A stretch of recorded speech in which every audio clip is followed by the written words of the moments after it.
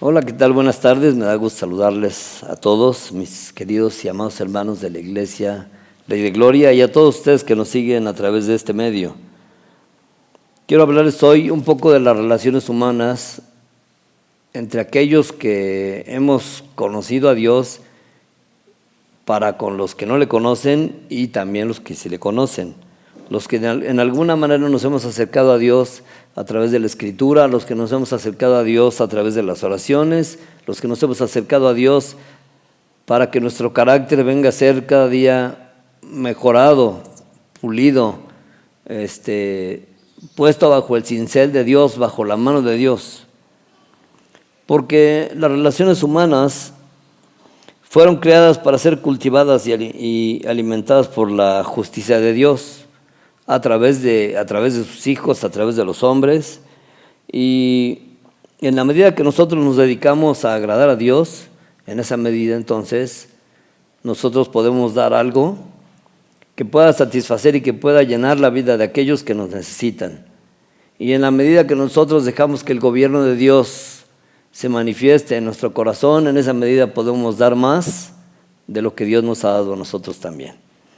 Así que hoy tenemos que hablar acerca del gobierno de Dios en nuestros corazones.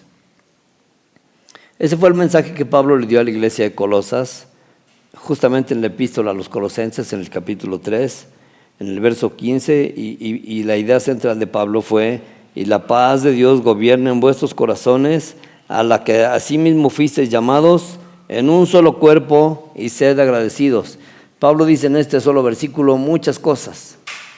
Primero dice que en el ser humano que ha conocido a Dios y el ser humano que se acerca a Dios a través de la oración, el ser humano que se ha acercado a Dios a través del conocimiento de la Escritura, el ser humano que se ha acercado a Dios para tener una relación de integridad con Él, de integración con Él, de manifestación de carácter con Él, para que Él nos pula y nos arregle la vida.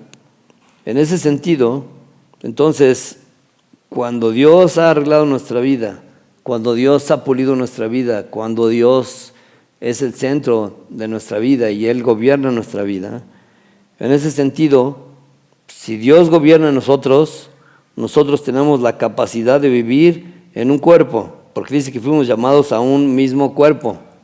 Es decir, fuimos llamados a constituir la iglesia de Cristo aquí sobre la tierra. Ahora, es importante que nosotros, todos los que estamos aquí y todos los que podemos ver esta transmisión y todos los que podamos meditar en ello, nos demos cuenta que la iglesia está compuesta por seres humanos y por familias. Y al estar integrada por familias, las familias necesitan gozar de buena vida espiritual para que la iglesia goce de una mejor vida espiritual. De manera que cuando la paz de Dios gobierna en nuestro corazón y cuando sabemos vivir en una comunidad de fe, cuando sabemos vivir en un cuerpo de fe, en un cuerpo que se llama iglesia, y que la iglesia es el cuerpo de Cristo, y entonces vivimos agradecidos. Y cuando vivimos agradecidos, entonces podemos hacer la otra cosa que nos llama el apóstol Pablo aquí. Y dice que debemos de estar vestidos pues como escogidos de Dios, santos y amados de entrañable misericordia, de benignidad, de humildad, de mansedumbre y de paciencia. Una de las cosas a las que Dios nos ha llamado como cristianos, y una de las cosas que aprendemos acerca de Dios cuando nos acercamos a Él en oración, es a imitar su carácter. Y su carácter es compasivo, es misericordioso, es de entrañable amor, es lleno de humildad y es lleno de paciencia para con nosotros. Ahora, todas estas cosas que Dios hace por nosotros, las hace por gracia. Es decir, la palabra sería un cariz, es un regalo de Dios para nosotros. la bondad, la paciencia, la misericordia.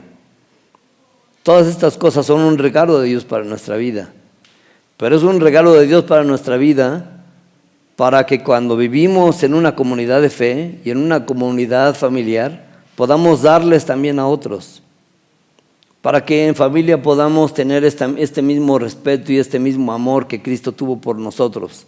Tener el amor que Cristo nos ha tenido, tenerlo para con los demás, soportándonos unos a otros, dice el apóstol Pablo, y perdonándonos unos a los otros. Si alguno tuviera queja del otro, de la manera en que Cristo os perdonó, así también hacedlo vosotros. Ahora, la tercera recomendación del apóstol, y la última, dice que debemos estar siempre llenos de la palabra del Señor. Dice el verso 16, la palabra de Cristo more en abundancia en vosotros, enseñándoos y exhortándoos unos a otros en toda sabiduría, cantando con gracia y en vuestros corazones al Señor, con salmos e himnos y cánticos espirituales. Entonces, son tres cosas. Que el gobierno de Dios viva en nuestro corazón. Esto quiere decir que nuestro corazón esté gobernado por Dios, que nuestro corazón esté gobernado por las acciones de Dios y no por las propias, que nuestro corazón viva sujeto a Dios y que nuestro corazón pueda depender de Dios en cada momento. Entonces, la primera es el gobierno de Dios en nuestra vida. La segunda es la armonía que debemos de tener unos con otros.